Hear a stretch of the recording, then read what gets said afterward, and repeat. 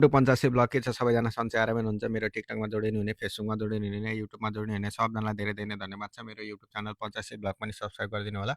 मैले चाहिँ हिजो अस्ति एउटा भिडियो हालेको थिएँ कि वाइटीतिर तपाईँहरूले एप्लाई गर्दै हुनुहुन्छ भने चाहिँ कमेन्ट गर्नु होला भनेर भनेको थिएँ। र धेरैजनाले चाहिँ सिओको बारेमा अपडेट दिन पऱ्यो भनेर भन्नुभएको थियो। युनिभर्सिटीमा तपाईँले एप्लाई गर्नुभएको छ भने चाहिँ तपाईँको सिओ चाहिँ ढिलो आउँछ।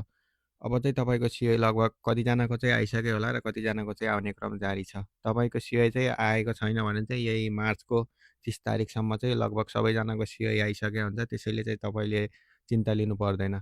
युनिभर्सिटीको सिओ कस्तो हुन्छ भने तपाईँको फर्स्ट लट, सेकेन्ड लट गरेर आउँछ। नियमको जस्तो एकैचोटि आउँदैन। त्यसैले चाहिँ तपाईँको कुन लटमा एप्लाई भएको थियो, त्यही अनुसार चाहिँ तपाईँको सिओ ढिलो र चाँडो आउने हुन्छ र सिओ आउने चान्स कतिको छ भनेर भन्नुभएको थियो। योभन्दा अघिल्लोचोटि चाहिँ इबाराकीको एउटा युनिभर्सिटीमा चाहिँ लगभग 95% चाहिँ सिओ झरेको थियो र कहिले चाहिँ सिओ भत्तै आउँछ र कहिले चाहिँ अलिक कम हुन्छ चान्स।